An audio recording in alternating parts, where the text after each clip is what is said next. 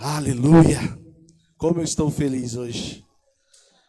Estou feliz de retornar a este altar, de ter a oportunidade de ministrar a palavra, de fazer aquilo que tanto amo, tanto me alegra, e o quanto eu sei que é uma responsabilidade muito grande compartilhar algo do Senhor e falar em nome de Deus. Falar em nome de Deus não é falar em nome do pastor, não é falar em nome do prefeito, do presidente, do embaixador. Falar em nome de Deus é um peso muito mais, ou muito maior, ou além daquilo que podemos pensar ou imaginar. Porque falar em nome do presidente tem um peso. Mas falar em nome do Criador dos céus e da terra, ter a responsabilidade de compartilhar algo para produzir vida, é algo que transcende a nossa intelectualidade, a nossa mente. Mas é uma responsabilidade muito gostosa, né, apóstolo? Você poder compartilhar aquilo que o Espírito Santo fala ao seu coração é algo maravilhoso. Eu tenho para mim que não há algo mais prazeroso do que compartilhar aquilo que o Espírito Santo fala ao nosso coração. E fazia um tempinho, né? Nós estamos passando aí por esse isolamento social, esse momento de pandemia, e eu, por ser de grupo de risco, a minha esposa também, temos também um filho especial, nós cumprimos ali à risca o isolamento, ficamos totalmente isolados, por escolha própria, mas para a glória e para a honra e glória do Senhor, estamos aqui depois de 5 meses. 5 meses. Nunca vou me esquecer da última sexta-feira de março desse ano, que foi a última vez que eu estive aqui falando no altar da igreja. Então é uma honra, é um privilégio, e eu não podia começar de uma outra maneira senão agradecendo, porque esse momento que nós estamos enfrentando de isolamento, de incertezas, a crises e tudo mais, são momentos também onde surgem várias indagações, vários questionamentos. Eu não sei você, mas eu sofro muito de conflitos internos o tempo inteiro a minha mente batalhando com o meu espírito, a minha alma querendo uma coisa, o meu espírito dizendo outra, e eu sofro muito, irmãos. Eu sofro muito, eu sou muito afligido por isso, desses conflitos internos, de saber os porquês das coisas, e as indagações surgem a todo momento. Parece algo incrível, você está lá fazendo alguma coisa, não pensando em nada, e de repente surge uma pergunta na sua mente, que parece que é do nada, parece que é aleatório, mas surge uma pergunta na sua mente e você fala: meu Deus, por quê? Por que disso? Você parou para pensar o porquê da pandemia? Você já se perguntou o porquê você está passando isso? Você, por alguns instantes, já se perguntou por que você nasceu nessa época? Por que você tem a família que tem? Eu não sei quais são as suas indagações. Por que você foi escolhido? Acho que nesse momento de isolamento, a pergunta que mais bateu no meu peito foi o porquê Deus me escolheu. Por que Deus me escolheu? Por que Deus me chamou para ser pastor? Por que Deus me escolheu para compartilhar a palavra de Deus? A pergunta que não sai do meu coração, não sai da minha mente é: por que Deus me escolheu? E eu confesso para vocês que eu não tenho a resposta. Talvez se eu encontrasse a resposta, essa pergunta iria embora. Outra pergunta que é muito latente na minha cabeça é que: qual é a relevância do meu ministério como pastor? Qual é a importância? Porque eu acho que o desafio de todo líder, de todo pastor, é ser relevante para a sua geração, é ser relevante para a sua comunidade, é ser relevante para o seu povo. E eu tinha muitas indagações e ainda tenho: o quão relevante é a minha vida para esse ministério, para a minha comunidade, para os meus amigos, para a minha família, o quanto eu sou relevante. E para isso, talvez para muitas pessoas seja algo inútil ou banal até. Saber qual é a importância que tem. Mas para mim é importantíssimo saber a importância que a minha vida tem na vida das pessoas. E graças a Deus, e é por isso que eu falei todo esse discurso longo, porque eu queria agradecer muito às pessoas que fizeram com que Deus me respondesse esta pergunta. Tiveram muitas pessoas que me mandaram mensagens, que falaram comigo esse tempo que eu estive ausente, dizendo o quanto eu era relevante para a vida delas. E isso é algo que mexe muito comigo, e não por ego, mas por saber que talvez eu esteja no caminho certo para entender o porquê Deus me chamou para este ministério. Talvez eu esteja trilhando este caminho e logo, logo eu terei a resposta de por que Deus me escolheu como pastor. E eu queria agradecer muito as pessoas que me enviaram mensagens, dizendo: pastor, eu estou com saudade. Pastor, eu queria ouvir a sua ministração. Quando você volta a pregar? Pastor, manda mensagem. Isso foi muito importante nesse tempo, principalmente para mim. E eu queria agradecer muito vocês que me mandaram a mensagem, ou até vocês que não me mandaram mensagem, mas em oração apresentaram o meu nome. De alguma maneira, eu tenho certeza que o Espírito Santo me confortou e me trouxe essa resposta, de que sim, eu sou relevante. Eu tenho relevância e importância para algumas pessoas. Amém? Glória a Deus. E nós vamos falar. Aplaude ao Senhor. Glória a Deus. Amém. E nós vamos falar de um homem muito relevante para a história da igreja hoje, ou até mesmo do povo de Israel. Nós vamos falar de uma história muito relevante para a história que nós estamos vivendo hoje, inclusive. Nós vamos falar de um homem que impôs o seu nome na história como relevante. Ele causou o seu nome estar gravado na história. Nós vamos falar de um homem que valorizava aquilo que muitas pessoas podiam desprezar. Mas ele não, ele se agarrava. Em meio a erros, tropeços, enganos, em meio à vontade de vencer e fazer isso a qualquer custo, ele demonstrou o quanto ele valorizava aquilo que ele ainda não tinha. E causou um rebuliço na história, ele mudou. E eu nunca tinha enxergado, eu conheço a história dele de cor e salteado, mas eu nunca tinha visto e enxergado a história dessa maneira. Nós vamos falar de Jacó. Jacó, você conhece a história, ele é filho de Isaac, irmão gêmeo de Esaú. Ele não é o primogênito, ele nasceu em segundo lugar. Mas é interessante que até mesmo no seu nascimento, mesmo sendo o segundo, ele demonstrou que ele queria ser o primeiro. Mesmo no momento em que ele já tinha perdido, porque diz a palavra que seu irmão estava nascendo e Jacó veio agarrado a seu calcanhar. Mesmo no momento onde ele já havia perdido, já não tinha mais chance de ser o primeiro, ele demonstrou que ele valorizava ser aquilo. E você conhece a história de Isaac, de Jacó, de Esaú.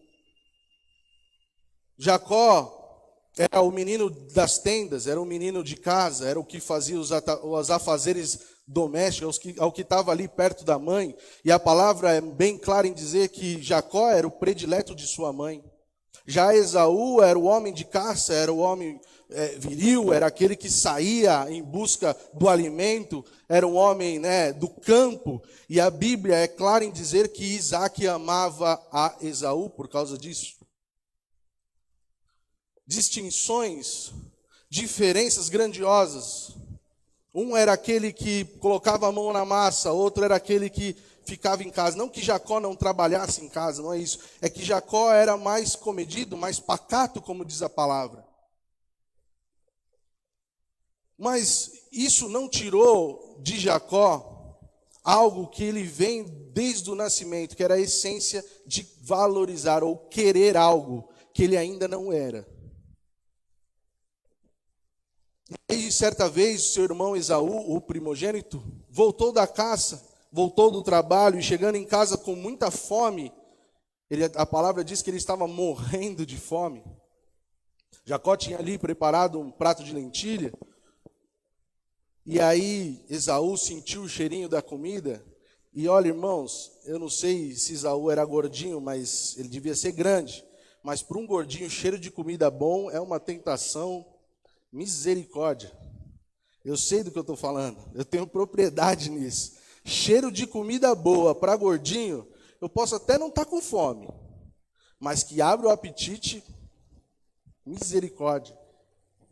E aí, Esaú chega em casa, morrendo de fome, sente o cheiro da comida, aquele cheiro gostoso, e diz, olha, me dá aí um prato de comer porque eu estou com fome.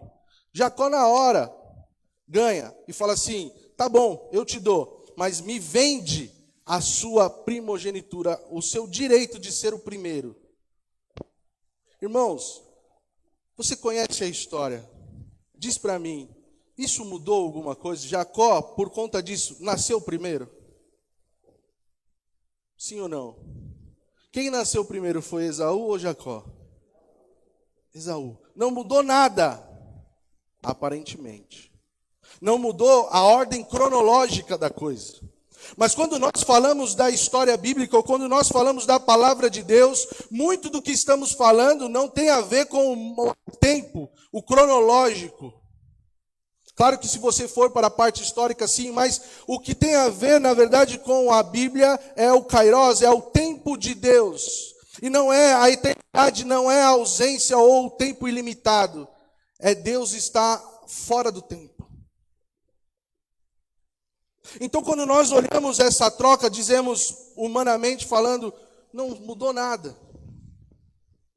Mas, para o mundo espiritual, a consequência deste ato mudou tudo.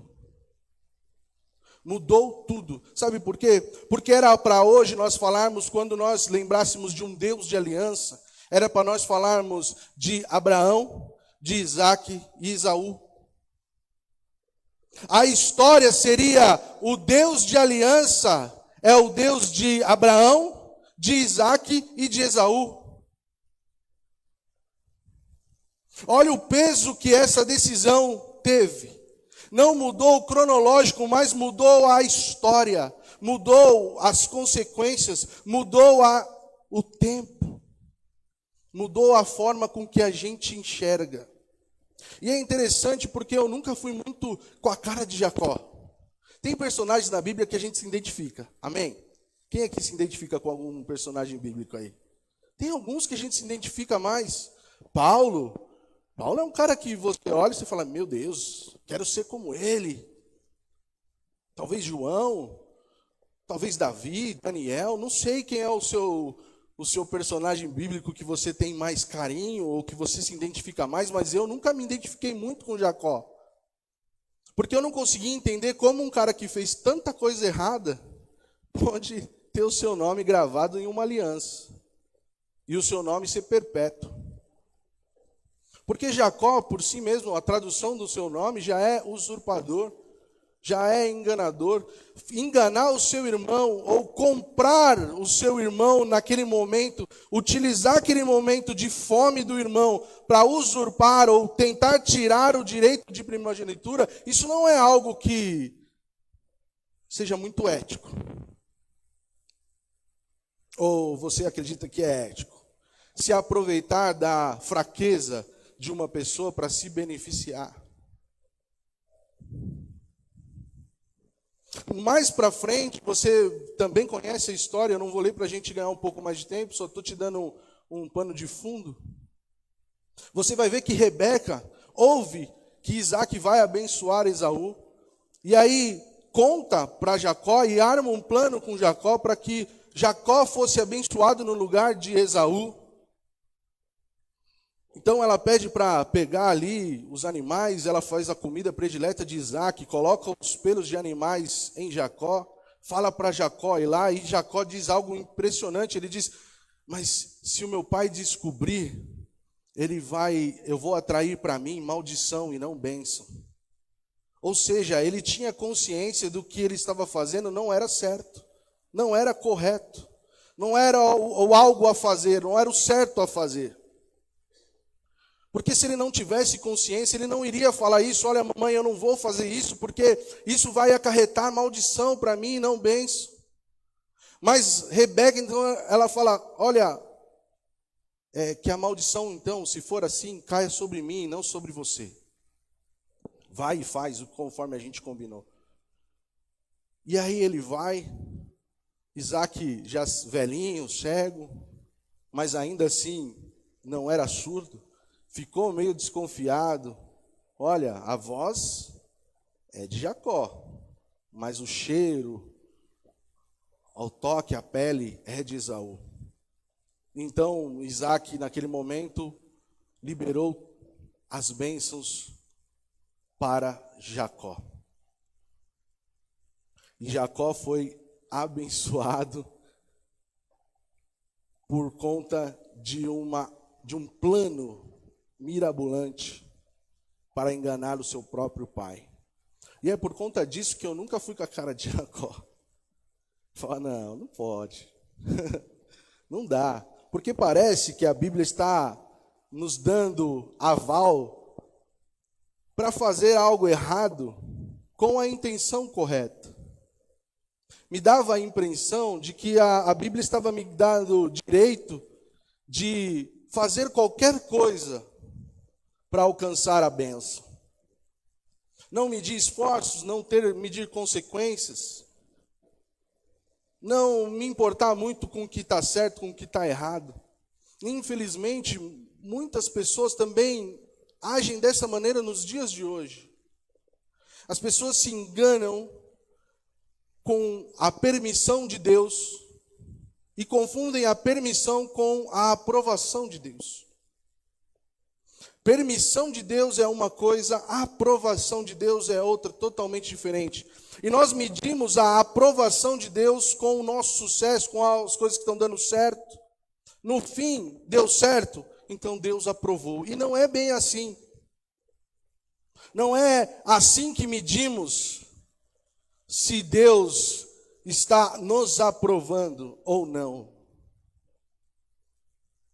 Sabe aquela coisa de que uma coisa errada que deu certo se torna certa? Parece que está acontecendo isso nessa história. Algo muito errado deu certo, e por ter dado certo, uau, é isso que nós devemos fazer. E eu não queria trazer, causar um impacto de falar que Jacó era o usurpador, que todo mundo bate muito nessa tecla. Também queria dizer somente que Jacó era aquele cara que valorizava tudo que ele ainda não tinha, porque muitas pregações de Jacó também batem muito nessa tecla, e não deixa de ser uma verdade, mas o que eu queria trazer é este ponto de vista sobre aquilo que está, só porque deu certo, não quer dizer que o errado se tornou certo. Nós, como cristãos, nós como pessoas que cremos na palavra de Deus, temos que entender que nós devemos valorizar as coisas, mas nós não podemos confundir valorizar com aquela ambição que tem que ser a qualquer custo que a coisa tem que acontecer. Nós temos sempre que ponderar e medir as consequências dos nossos atos. Porque eu não sei você, mas eu já sofri muito as consequências de coisas que eu cometi, de erros que eu cometi na minha vida, e eu colhi coisas muito dolorosas depois. Eu não sei se você já passou por isso, ou se na sua cabeça é só consequência. Porque tem pessoas que acreditam que quando sofrem alguma perda, ou quando sofrem alguma dor, é porque Deus está castigando elas. Eu já não consigo ver dessa forma. Eu enxergo que a causa do que eu estou vivendo hoje é o que eu plantei ontem. E não pode ser diferente, porque Deus é um Deus de princípio, amém? E existe um princípio na Bíblia que é aquilo que você planta, você colhe. A lei da semeadura, quantos já ouviu falar nisso? Então, se você não está contente com o que você está colhendo hoje, não é culpa que Deus não te deu a terra, não é culpa que Deus não te deu a semente, não é culpa que Deus não te forneceu a chuva, que não te deu o sol. O que você está colhendo hoje é fruto daquilo que você plantou ontem. Está dando para entender? Então, todas as nossas escolhas vão nos trazer consequências, sejam boas ou sejam ruins. Amém? E a consequência disso que Jacó fez foi algo muito ruim, apesar de, ou além de que no final você conhece a história. Tudo foi transformado. O nome dele foi mudado. Você já conhece a história de Core Salteado. Mas o que eu quero frisar são as consequências do ato de levar a busca incessante daquilo que tanto se valoriza e perder coisas que você tem por conta disso. Eu vou dar um exemplo. Sabe aquela história de que a grama do vizinho é sempre mais verde do que a minha? Sabe aquela coisa de você olhar e falar assim, poxa, aquela pessoa ali, ela é ruim, ela é ímpia e ela prospera. Ou você olhar um casal e dizer assim, nossa, esse casal é tão feliz, tem tanta paz, vivem tão bem, e o meu casamento é uma bagunça, é uma briga, é uma disputa. Ou o filho daquela mulher, o filho daquele casal é um menino inteligente, é um menino educado, é um menino assim, assim, assim, aquilo outro. Já o meu filho, meu Deus, está pendurado no ventilador, como diz o apóstolo, no teto, girando, quebrando tudo. Valorizar algo não pode tirar os nossos pés do chão a ponto de fazer com que nós perdemos aquilo que a gente já tem.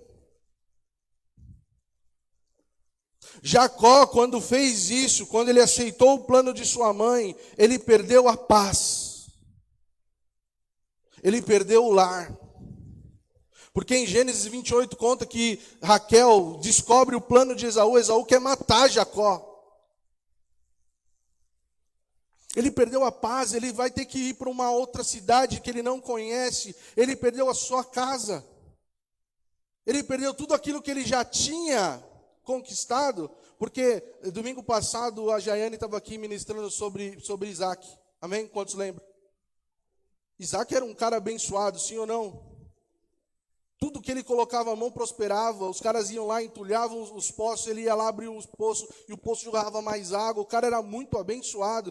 Então Jacó, ele tinha tudo, digamos assim. Só que ele valorizava aquilo que ele ainda não tinha, ou seja, ele não era o primogênito, ele não era aquele que levaria a linhagem do seu pai, ele não era aquele que teria o nome marcado na história. Ele não era aquele que daria sequência. Por mais que ele era filho, ele era o segundo. E segundo a tradição, o que dava sequência na história, o que perpetuava, germinava a descendência do pai, era o primogênito. E Jacó não mediu isso. Ele não valorizou aquilo que ele já tinha. Ele supervalorizou aquilo que ele ainda não tinha. Agora, existe um parênteses que eu queria abrir. Tem muita gente que valoriza aquilo que ainda não tem, que quer conquistar aquilo que não tem, mas é por ambição. É porque ele precisa, ele tem uma necessidade de ser melhor. Ele tem uma necessidade de aparecer. Ele tem uma necessidade de ser a pessoa. E existem pessoas que valorizam aquilo que ainda não tem, têm sim uma ambição, mas não é apenas uma realização pessoal, não é para mostrar que ele é melhor, não é para mostrar que ele tem e os outros não têm. Ele apenas almeja aquilo e valoriza aquilo porque aquilo ali é um sonho. Aquilo é um projeto, aquilo é um desejo. Jacó foi aprender que isso as mais duras penas. A diferença entre almejar algo e valorizar algo por ambição e querer a qualquer custo, com valorizar algo de importância, de sonho, sem desvalorizar aquilo que tinha. Nós temos algo ruim dentro de nós, não sei se culturalmente, se porque aprendemos assim, eu não sei porquê, mas nós temos esse defeito. E não sei se é de fabricação, porque Deus criou o homem perfeito, mas o homem escolheu ser assim. Mas nós temos algo dentro de nós que a gente só consegue valorizar quando a gente perde, e não quando a gente conquista. Quando a gente perde um ente querido, você sente aquele desejo de abraçar, de falar que amava, de beijar, mas quando ele estava ali, você não demonstrava esse carinho, não demonstrava esse amor. Ou quando você conquista algo e, por conta do tempo, você esquece aquilo que você conquistou e aquilo começa a deteriorar por causa do tempo. Você comprou uma casa, por exemplo. Foi uma conquista, um sonho, uma realização. Você tinha esse desejo e conseguiu, conquistou.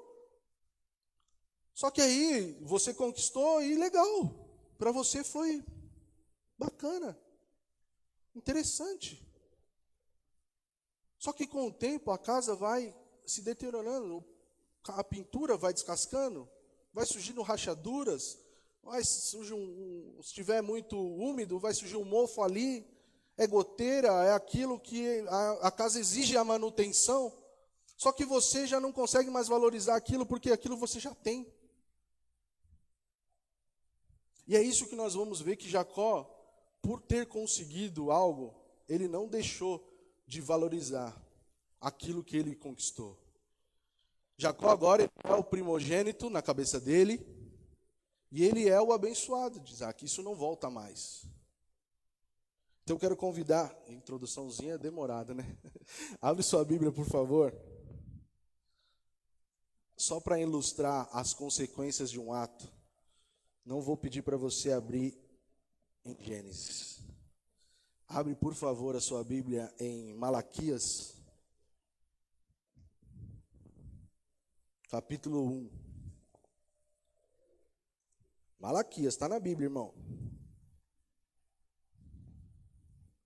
É o último livro do Antigo Testamento, é isso? É.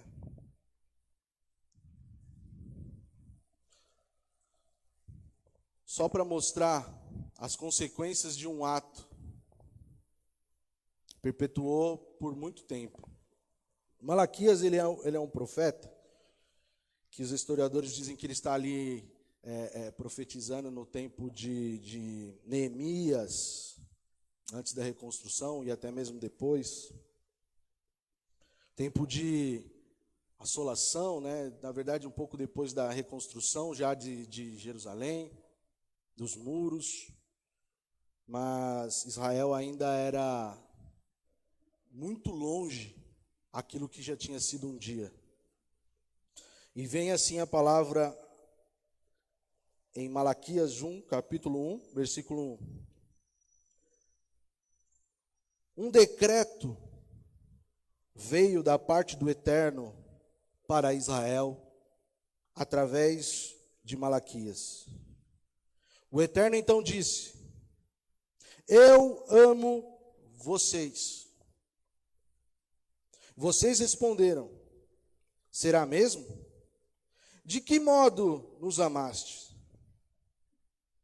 Então o Senhor respondeu: é só olhar para a história. Veja como eu tratei Jacó de maneira diferenciada a Esaú. Reduzi a arrogância de Esaú a um monte de terra. Transformei todo o seu país numa cidade fantasma. Quando Edom, Esaú, disse: fomos arrasados, mas vamos nos pôr de pé e começar do zero. O Senhor dos Exércitos disse: pois tratem para ver o que vai dar. quando eu os arrasar, vocês vão ficar no chão. As pessoas vão olhar rapidamente para vocês e dizer: terra do mal, a tribo amaldiçoada por Deus. Só até aqui. Não é contemporânea a história de Jacó e Esaú. Mas as consequências do que Esaú fez perpetuou até os tempos vindouros. Muito mais do que a valorização de Jacó, porque Deus diz que tratou de maneira diferenciada Jacó de Esaú, mas veio o peso da decisão de Esaú de abrir mão daquilo que tinha, de não valorizar. E ele não abriu mão da primogenitura somente como diz a palavra. Ele abriu mão de dar sequência, de escrever a história com Deus no lugar de Jacó. E muito do que eu consigo ver hoje como pastor é que eu vejo todos os dias pessoas abrindo mão de escrever uma linda história com Deus, porque não conseguem valorizar aquilo que Deus deu para elas. Porque pensam que se tivessem uma melhor condição seria diferente.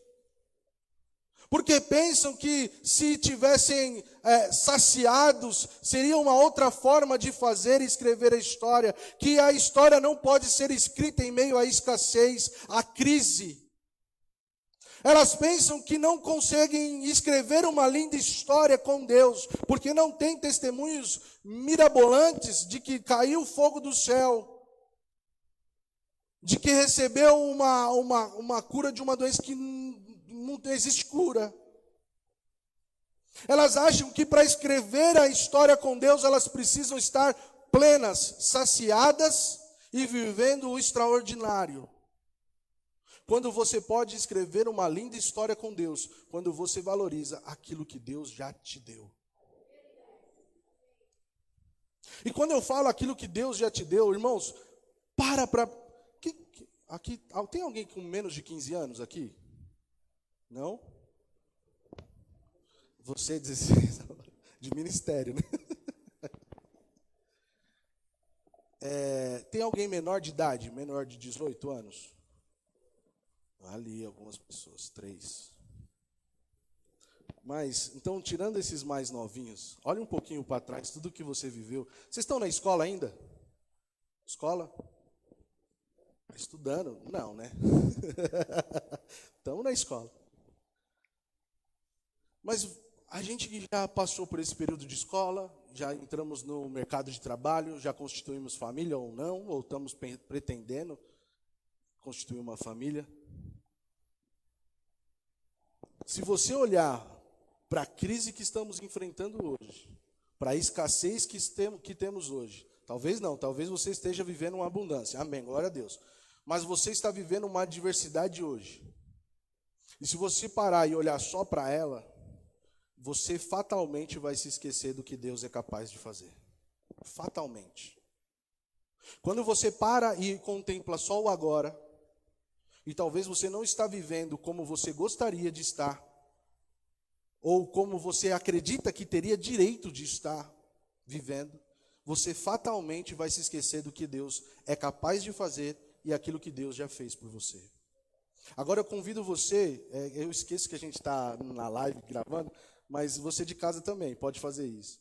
Eu convido você neste momento a olhar para trás e ver o quanto Deus já fez na sua vida. Quantas experiências você já teve com Deus? Não é possível que você não teve nenhuma experiência maravilhosa com Deus. Senão você não estaria aqui. Pelo menos uma. Eu tenho certeza absoluta que você já teve. Porque quando você enfrenta uma adversidade, você não é capaz de lembrar daquilo que Deus já fez por você. Porque você esquece que o Deus de hoje, te vendo passar pelo que você está passando, não é o mesmo daquele que te tirou do lamaçal do pecado, resgatou a sua vida, transformou quem você era, mudou os seus valores, te deu uma família, te deu saúde. restituiu o casamento, transformou histórias, mudou o falido a uma pessoa bem-sucedida, realizou sonhos. Sim ou não? E aí eu vejo pessoas que fizeram coisas incríveis com Deus. Sabe, histórias que você fala, uau, que testemunho. Pessoas que andavam nas drogas, que tiveram a vida restituída, casamentos destruídos, que já não tinha mais jeito. Deus entrou na história e mudou tudo. E hoje vivem abençoados. Eu queria entender por que essas pessoas se esquecem tão rapidamente das coisas. Por que você se esqueceu tão rapidamente daquilo que Deus fez ontem por você? Sabe por quê? Porque você está supervalorizando aquilo que você ainda não tem. Ou seja, você quer se saciar, você tem o desejo de estar bem, próspero e pleno. E porque você não está, você não consegue enxergar aquilo que você já conquistou. Só que isso traz consequências, irmãos. O apóstolo, o pastor Rodrigo falava muito disso. Nós somos pessoas de gerações. Deus é um Deus de gerações, amém? Amém? E aquilo que você está fazendo hoje pode perpetuar por muito tempo. E você ser relevante hoje, você escrever uma história com Deus hoje, pode mudar tudo aquilo que a sua descendência vai viver amanhã. Porque aquilo que Esaú teria que viver, ele não viveu. E aí muitos podem pensar, nossa, Esaú então viveu mal, né? Esaú foi um cara, nossa, coitado de Esaú, não valorizou. Deus está falando aqui que arrasou com ele, que destruiu ali a cidade. Mas se você for ler lá em Gênesis, você vai ver que Esaú foi muito próspero. Deus não se esqueceu de Esaú. Ele só colheu as consequências da sua decisão. Esaú não foi um cara fracassado, pelo contrário, ele prosperou e muito. Jacó também foi muito próspero. Se nós falarmos só de prosperidade, os dois, daria para falar que os dois foram casos de sucesso, case de sucesso. E às vezes a gente julga muito o sucesso das pessoas com aquilo que eu disse no início, a aprovação de Deus. Mas a aprovação é diferente de permissão. Deus permite que você viva. Deus permite que você caminhe, ande, fale. Talvez você possa trabalhar. Deus permite que você estude. Deus permite que você tenha o fôlego da vida e faça o que você quiser dela. As pessoas, os meninos ali que estão na escola, as pessoas que trabalham, Deus permite. Deus permite que você conquiste coisas, carros, casa. Talvez você consiga tudo isso. Mas existe uma grande diferença entre permissão e aprovação. Agora sim, vamos lá para Gênesis. Dá tempo.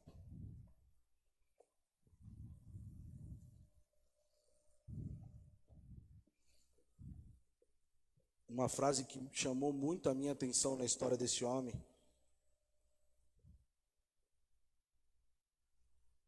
Que estava vivendo as consequências dos seus atos. Gênesis capítulo de número 28.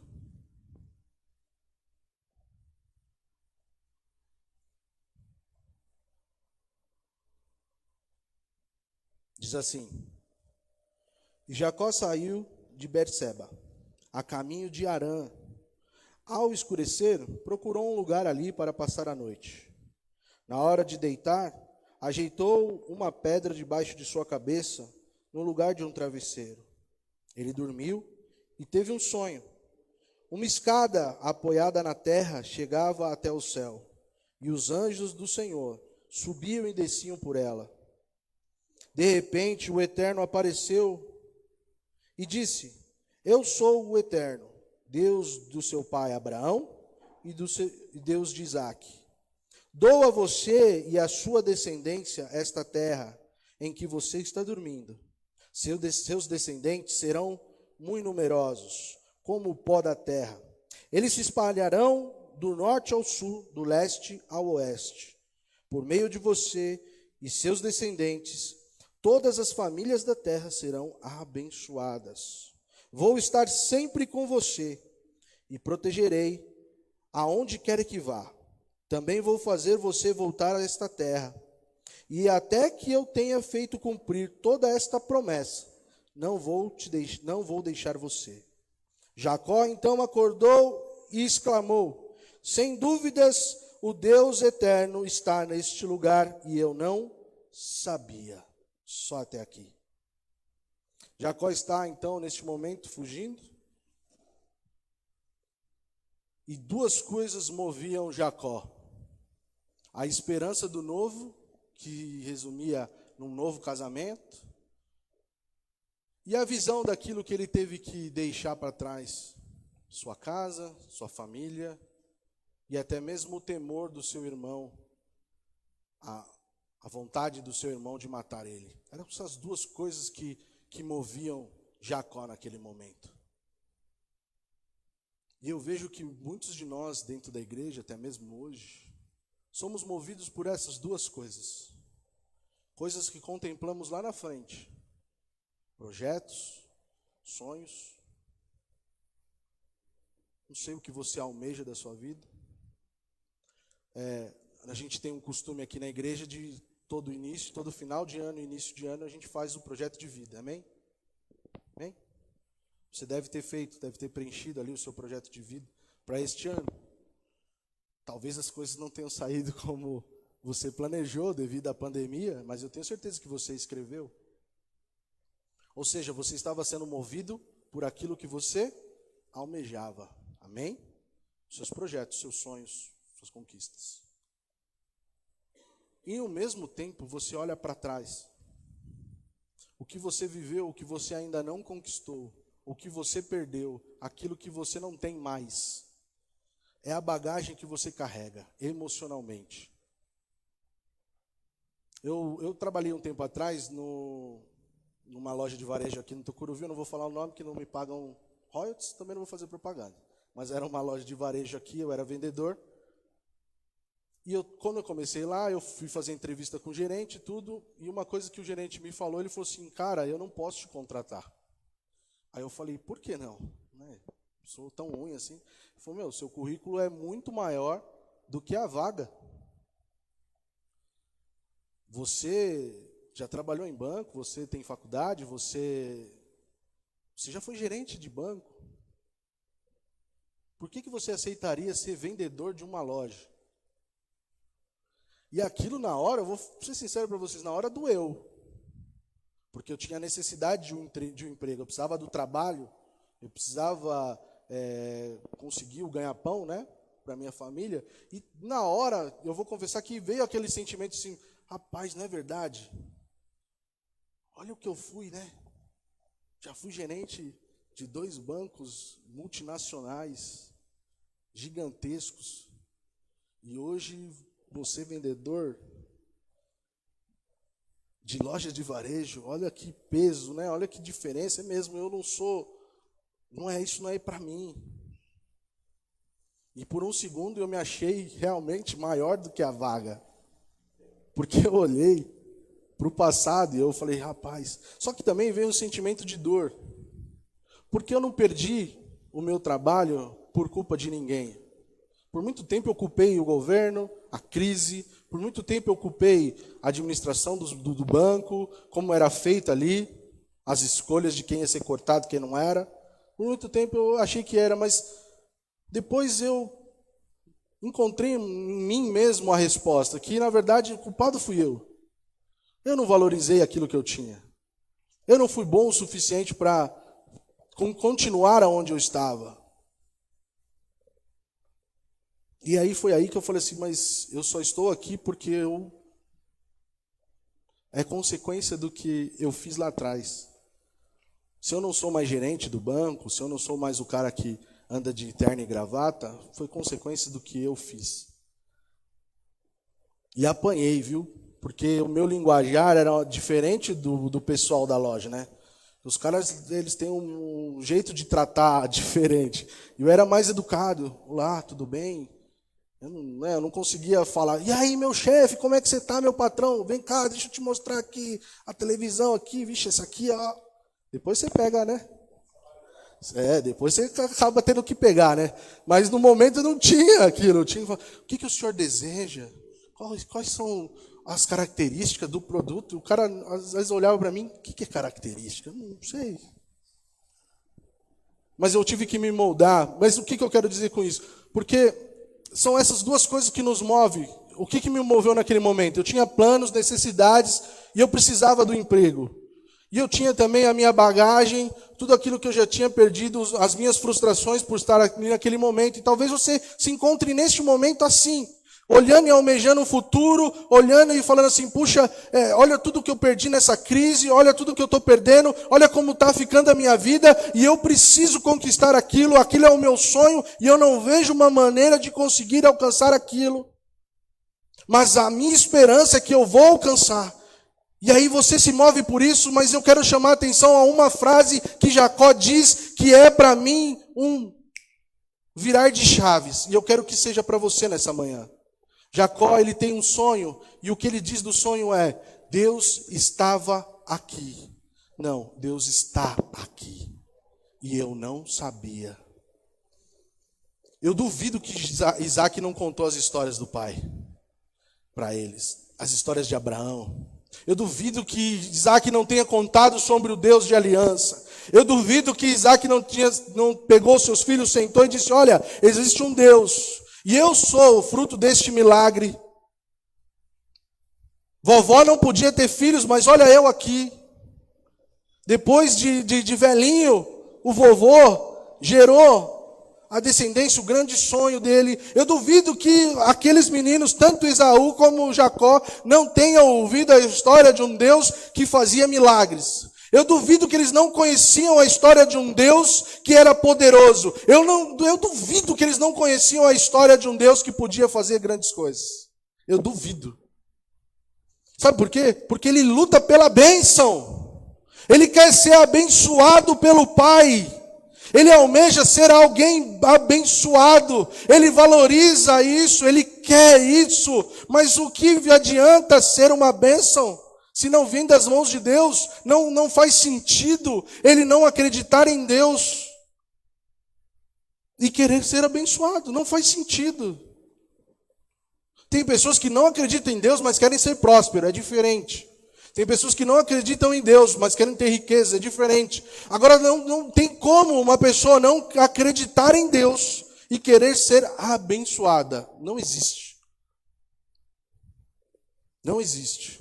Agora Jacó, ele queria ser abençoado, e ele acreditava em Deus, e essa frase bateu no meu coração e ligou a chave. Olha, eu estou neste momento onde eu olho para frente, e eu tenho uma perspectiva, eu tenho esperança de fazer uma família, de ter um casamento. Olha o que eu perdi, olha o que eu tive que abrir mão, e olha as consequências dos meus erros. Mas olha, existe um Deus que realmente está aqui.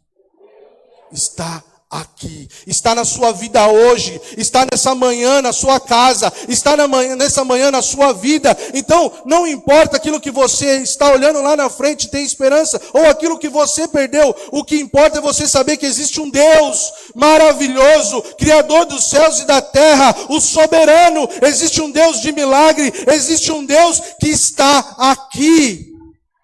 E talvez você veio aqui nessa manhã e você fala assim, eu sabia que Deus estava lá. Eu tinha certeza que Deus estava na igreja, mas eu quero falar, Deus está aqui, Deus está na sua casa. Deus está aqui, mas Ele também está com a sua família. A Letícia estava aqui ministrando e ela disse, se eu fizer a minha cama no mais alto monte, Deus vai estar. Se eu me esconder no mais profundo, Deus vai estar. Não há lugar onde Deus não esteja. O problema é que a gente não sabe muitas vezes que Deus está ali. Ou nós fazemos questão de esquecer que existe um Deus poderoso ali. Sabe, irmãos, eu tenho sofrido um pouco. Eu vou confessar meus anseios aqui. Eu sei que não serve para isso o altar. Mas, irmãos, eu não sei você, mas quem aqui já entrou no seu quarto de oração? orou e teve a sensação de estar falando com as paredes. Só orou. De você parar por um segundo e falar assim, o que eu estou fazendo? Eu estou falando com as paredes. E por muitas vezes eu entrava ali, no meu momento de oração, de manhãzinha, e eu começava a falar com Deus, e eu, por um tempo, eu parava e pensava assim, eu estou falando com as paredes, porque Deus não me responde, porque nada muda, porque continua desse jeito, porque eu não vejo mudança, Deus não está me ouvindo. E a gente espera que quando a gente ore, a terra trema. A gente espera que quando a gente ora, caia fogo dos céus. A gente tem a expectativa de quando a gente ora, vai vir um vento veemente, impetuoso, e vai tomar aquele lugar, e você vai sair rodopiando, derrubando abajur, derrubando o que tiver ali, porque você vai estar tão cheio, você vai sair expulsando demônio até do abajur, até do lustre. A gente tem expectativas grandiosas das respostas de Deus.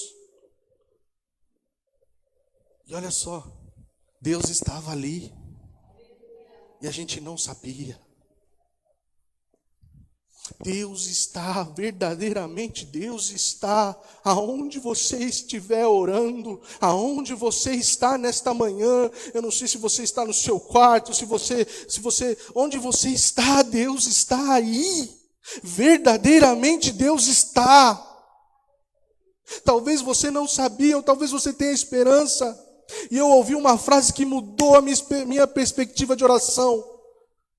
Eu orava e depois que a gente assumiu a liderança de intercessão, a gente orava, a gente tem campanhas de oração e tudo mais, a gente ora por vocês, ora pela igreja, ora pelo apóstolo, ora por causas individuais. E veio uma frase no meu coração, eu li, eu sou muito daquilo de ler alguma coisa e aquilo marcar a minha vida. E eu não vou lembrar o autor dessa frase, mas o autor diz assim, ore, não até quando Deus te ouvir, mas ore até quando você ouvir a Deus. Continue falando. Deus, Ele não quer ser seu confidente. Ele não quer que você use Ele apenas para